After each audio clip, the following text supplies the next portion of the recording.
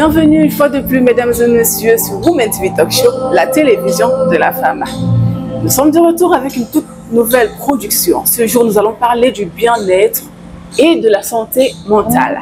Nous allons ce jour à la rencontre d'une jeune dame, une jeune Camerounaise, qui aide ses confrères, ses consoeurs, j'ai envie de dire d'une certaine manière. Nous allons parler ce jour du yoga.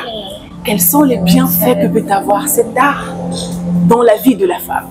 Alors sans plus tarder, nous allons rencontrer notre invité du jour. Vous pouvez déjà constater qu'il y a un petit air musical tout derrière nous qui nous donne envie de bouger. Mais alors, allez, allons-y. Bonsoir, Madame Dombo.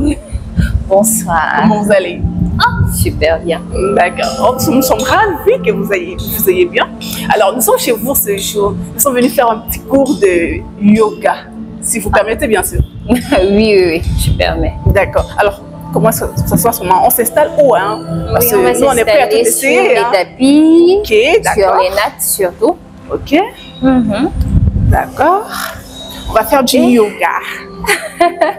Et on va ranger bien nos affaires comme ceci. D'accord.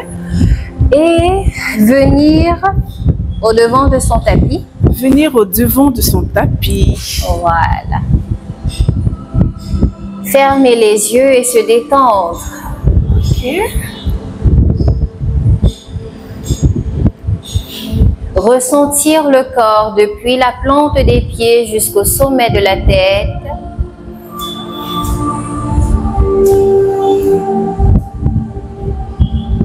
Et sentir l'oxygène venir dans le corps à travers la respiration.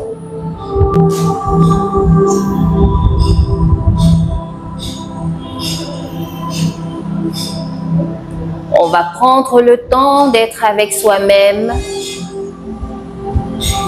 d'écouter les battements de son cœur,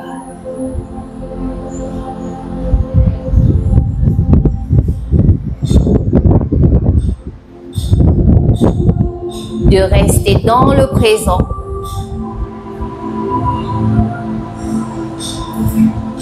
Et maintenant, on va inspirer par le nez, ressortir la poitrine.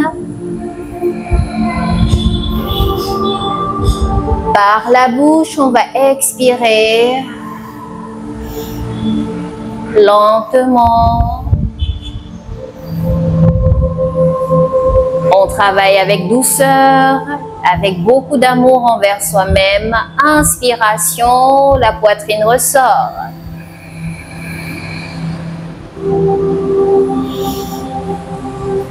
On expire par la bouche.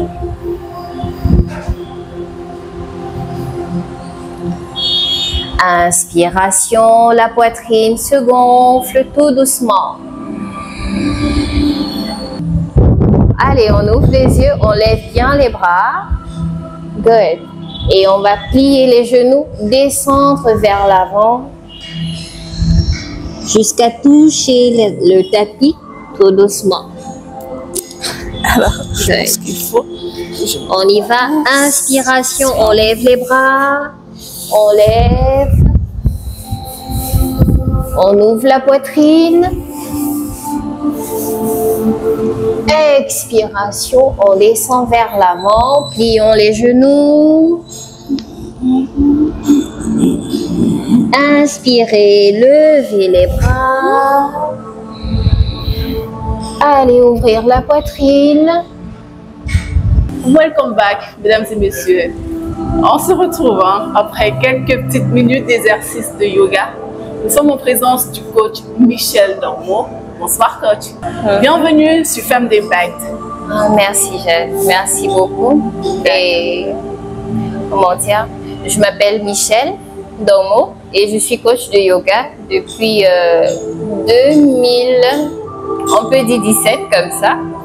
Et c'était vraiment pour m'amuser au début et pour soigner la fracture que j'ai eue lorsque je faisais le judo. Mais après ça, après le Covid, j'ai commencé à prendre ça au sérieux et voir que c'est quelque chose qui m'intéresse réellement. Et donc, j'ai fait ma formation en Inde. D'accord. Alors, on a pu faire quelques exercices. Oui. D'ailleurs, mon Miss KO, hein, j'ai pas honte de l'avouer, j'ai été Miss KO. Alors, est-ce que vous pouvez nous dire ce que c'est que le yoga? Le yoga, c'est une pratique qui existe depuis la création. Disons, c'est venu avec l'être humain. Et donc, ça signifie union. Union de quoi? De l'être inférieur, de l'humain, avec son supérieur, avec son âme. Donc, unir vraiment le matériel et le spirituel de l'homme. C'est tout ce que c'est le yoga. D'accord. Et ce n'est pas une religion. Ce n'est pas une religion, ce n'est non plus une secte. Non. C'est une pratique personnelle. Alors, aujourd'hui, vous l'avez compris, hein, nous allons parler de santé mentale et bien-être. Oui. Étant donné que nous sommes une chaîne dont la ligne éditoriale est calquée essentiellement sur la femme, nous allons parler aujourd'hui rien que des femmes. Oui. Alors, je vais de ce pas vous poser la première question, qui est celle de savoir si vous pouvez nous expliquer en quelques petites lignes ce que l'on entend par santé mentale et bien-être chez une femme. Quand on dit santé mentale et bien-être, Oui. qu'est-ce qui vous vient à l'esprit? La santé mentale, c'est d'être équilibré d'abord en soi-même et de pouvoir apporter. Disons, la santé mentale, c'est trouver le moyen d'être utile à son monde et de ne pas se perdre dans cette utilité-là. Et malheureusement, les femmes, surtout la femme africaine, elle a tendance à trop donner puisqu'elle en reçoit. Et ça fait que il y a ce dérèglement dans son univers. Donc, elle n'a ni le droit de se plaindre, ni le droit comment on appelle ça, de ne pas donner. Donc, la santé mentale, pour moi, c'est vraiment cet équilibre qu'on trouve avec soi-même et le fait d'être dans son environnement. Alors, vous êtes coach de yoga, nous l'avons compris. La question que je vais vous poser de suite est celle de savoir si, parmi les femmes que vous recevez au quotidien ici, il y en a qui viennent. Déjà, quelles sont les principales raisons qui les amènent vers vous? Pourquoi est-ce que ces femmes sont tentées de venir pratiquer l'activité du yoga? En général, les femmes qui nous approchent pour faire du yoga, ce sont des femmes hyper dépressives qui sont, comment dire, anxieuses. Elles sont très anxieuses, stressées et elles ont tendance à sentir qu'elles sont perdues, toutes seules. Et bon, elles nous approchent pour voir d'abord parce qu'on n'a pas une bonne connaissance du yoga en Afrique. Donc, elles nous approchent pour voir si c'est une solution. Et après, bon, après pratique avec nous, elles continuent tout simplement. D'accord. Alors, au vu de votre expérience de coach, quels sont les principaux troubles de santé mentale que rencontrent les femmes d'aujourd'hui dans la société? Oh, les troubles. Elles sont nombreuses, vraiment nombreuses. Vous pouvez essayer de nous en citer deux ou trois quand même. Oui. En fait, elles sont beaucoup plus dans l'aspect beaucoup d'isolation. Elles sont très isolées parce que la plupart elles sont seules, elles vivent carrément seules dans leur famille malgré qu'elles ont des enfants et tout. Et il y a ce côté d'incompréhension, le fait d'être toujours avec des problèmes à résoudre, des situations vraiment terribles. Donc, elles ont beaucoup d'anxiété, beaucoup de problèmes. Disons, elles voient le problème, tout est noir dans leur vie.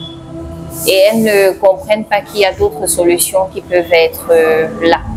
Donc, elles ont beaucoup plus ces problèmes d'anxiété, dépression. C'est vraiment ça qu'elles ont comme problème. D'accord. Alors, nous allons continuer avec la question suivante, si vous voulez bien, qui est celle de savoir quels sont les facteurs spécifiques qui rendent les femmes plus vulnérables aux troubles mentaux. Ils ont d'abord l'aspect que la femme n'a pas une place vraiment valorisante dans notre société. Elle est vue comme une seconde personne. Elle n'est pas vue comme une personne principale comme les hommes. Et il y a l'aspect du travail, que les femmes sont obligées maintenant de gagner leur pain quotidien, contrairement à avant où chacun avait son rôle. Donc l'homme avait son rôle, la femme avait son rôle. Mais maintenant, les femmes sont obligées de travailler, obligées d'être mères, obligées d'être plein de choses à la fois. Donc ça pèse un peu sur les femmes. Et il y a l'aspect de la société qui fait en sorte qu'elles ne sont pas toujours écoutées. Comme j'ai dit avant, elles ne sont pas valorisées. C'est très difficile pour une femme, surtout une femme qui commence dans les affaires, de pouvoir percer parce que bon, on va toujours se dire que c'est quelqu'un qui est petit dans sa tête et qu'elle ne connaît pas grand-chose. Elle est considérée en fait comme un enfant qui ne sait rien du tout et ça bloque souvent. Alors la question suivante, je même pas, c'est-à-dire que je peine même à vous la poser, mais je vais quand même me permettre de vous la poser. Comment le mode de vie moderne, parce qu'on sait qu'aujourd'hui, nous sommes une génération, le 21e siècle, c'est une génération dite très, je ne sais pas si je veux dire modernisée, ou avancée, ou accélérée, mais toujours est-il que le justificatif à utiliser est vraiment très, très puissant. Alors la question est la suivante. Comment le mode de vie moderne affecte-t-il la santé mentale des femmes? D'abord, on est trop connecté. Très très connecté et on fait face à trop d'informations. Ça dérange beaucoup. On est trop connecté. Alors là, on entre dans l'aspect des réseaux sociaux. Oui, les réseaux sociaux et comment dire, on a cette impression aussi qu'on est connecté à nos familles à travers le téléphone. Ce n'est pas le cas. Ça, c'est une connexion, comment dire, artificielle. Et avec le temps, on se rend compte de cela, malheureusement. Mais bon, notre vie moderne est très rapide maintenant et malheureusement le corps ne suit pas parce que notre alimentation d'abord est pas bonne du tout. On ne fait pas assez d'activité physique, on est toujours soit devant l'ordinateur ou bien soit derrière son écran, soit derrière son téléphone. Oui, donc on est toujours de façon statique, on ne bouge pas trop. Et avec une modernité qui fait en sorte que tout paraît tellement rapide, la science change permanemment, la femme est un peu confuse là-dedans. Elle se perd un peu parce qu'elle avait d'abord un rôle au préalable et on ajoute encore cette modernité-là, cette rapidité, cette compétitivité. C'est comme mélanger, comment on appelle ça? Mélanger. C'est un boomerang en fait. D'accord. Alors, mesdames et messieurs, avant de continuer avec cette interview, je vais me permettre de vous rappeler, pour ceux qui nous découvrent, vous êtes sur Women TV Talk Show, la télévision de la femme. Je vous invite par ailleurs, aussi nombreux que vous êtes, à vous abonner à nos différentes pages via nos réseaux sociaux, appuyer sur la cloche de notification afin d'être toujours au parfum de ce que nous pouvons vous proposer comme programme. Commentez, likez et surtout partagez.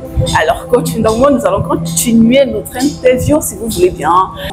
Quels sont les signes les plus courants des troubles dépressifs chez la femme?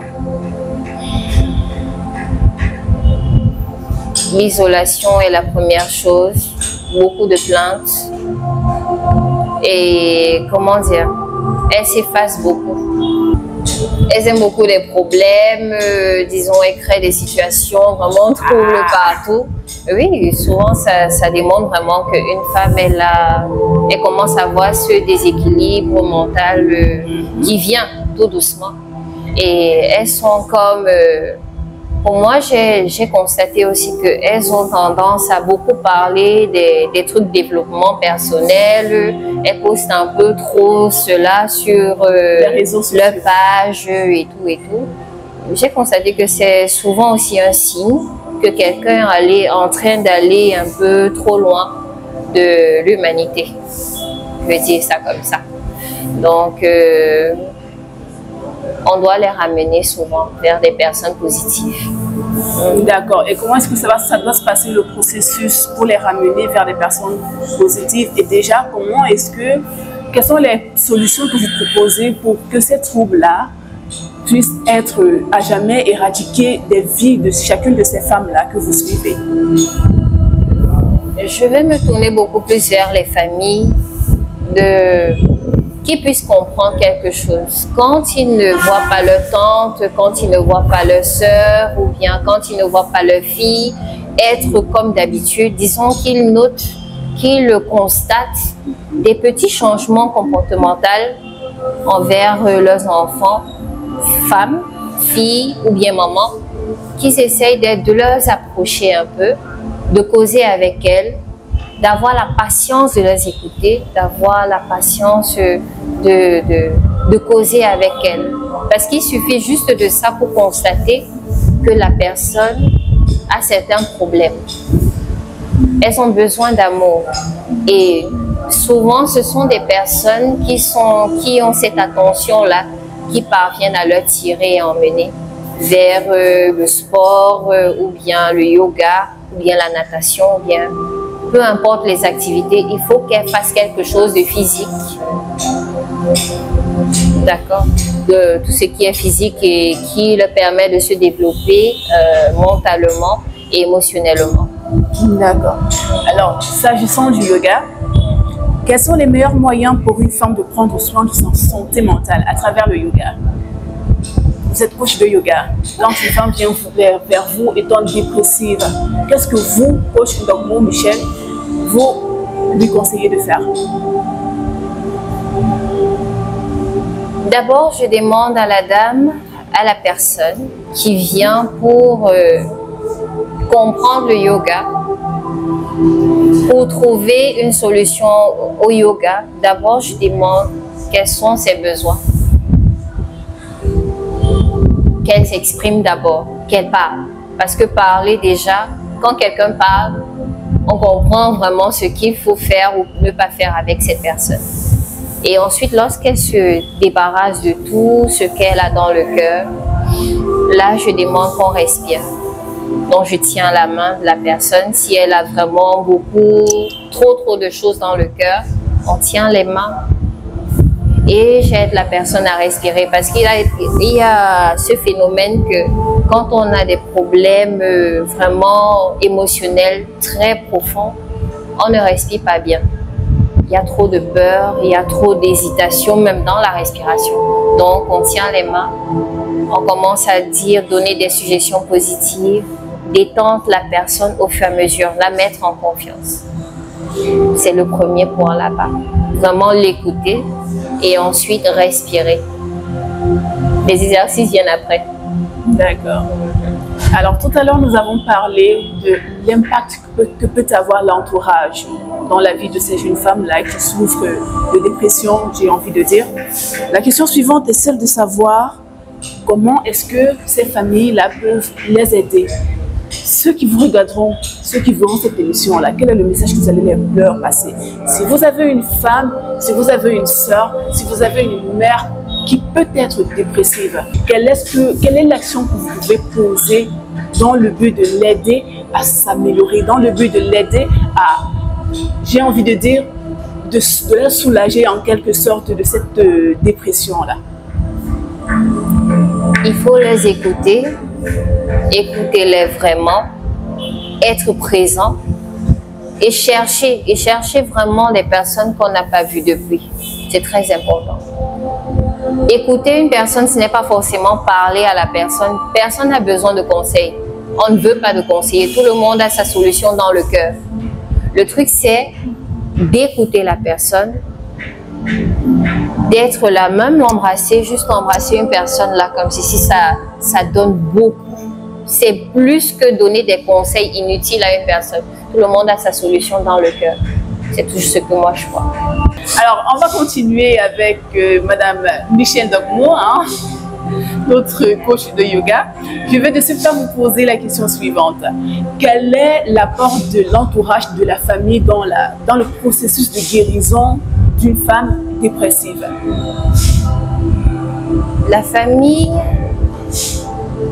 de la personne, de la femme, en fait, de la fille, de la sœur, de la maman, doit apprendre à être présent, à chercher, à voir sa maman, à voir sa sœur et à détecter le moindre changement comportemental de ces personnes-là.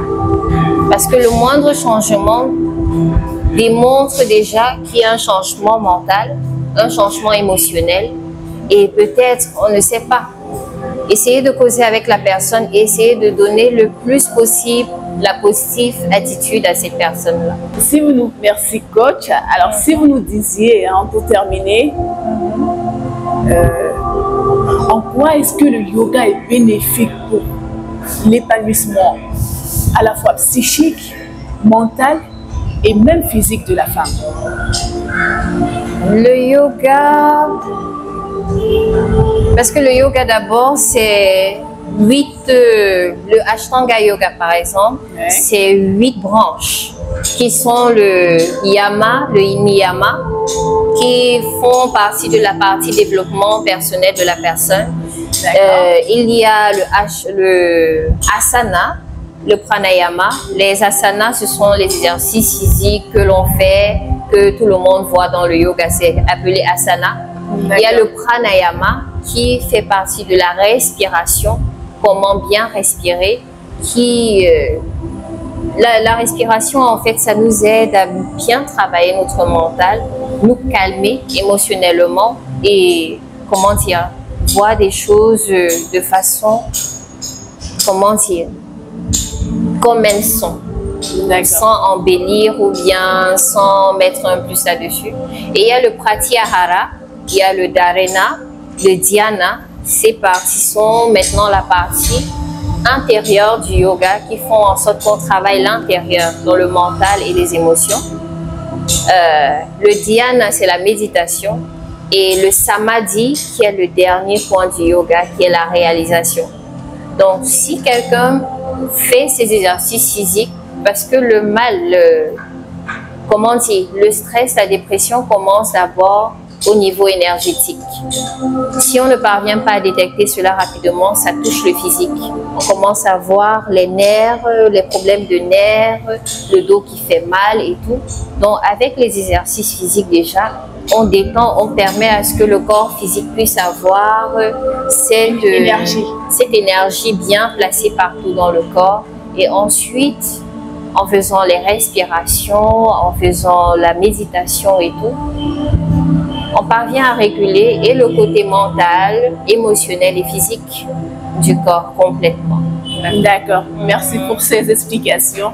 Alors pour terminer, nous allons nous séparer, mais avant, je vais vous poser la question de savoir si vous avez un message particulier que vous souhaiteriez avancer à vos jeunes sœurs qui vous verront, à vos mères qui vous verront et pourquoi pas à vos grands-mères également. Quel est le message que vous souhaitez par le biais de ce média leur transmettre? J'aimerais dire aux dames, à mes sœurs, car moi-même aussi j'ai traversé beaucoup d'épreuves, j'ai même vécu ce temps de dépression intense pendant une semaine et j'ai vu ce que ça fait au corps. J'aimerais qu'elles comprennent quelque chose. Les problèmes ne sont pas permanents. Ça a un temps de durée. C'est nous qui faisons en sorte que les problèmes soient constamment là. On dit par exemple dans une étude que les émotions durent seulement 5 minutes. 5 minutes. Mais maintenant, pourquoi est-ce qu'on a l'impression que ces émotions-là durent toute une vie? C'est parce que tout le temps, on ne fait que penser à ça. On ne fait que nourrir ces émotions-là et on laisse que l'amertume nous gagne. Les problèmes ne durent pas. Si on le souhaite, sortez, amusez-vous, faites quelque chose qui vous plaît. Allez vers des personnes positives, c'est très important. Très important. Merci pour ce fabuleux message, coach Michel. Merci beaucoup. Pour ma part, mesdames et messieurs, il faut encore se séparer. On va se retrouver à une prochaine production. Entre-temps, n'oubliez pas, appuyez la cloche de notification, abonnez-vous, likez et commentez. Vous êtes une femme d'impact de Women TV Talk Show, la télévision de la femme.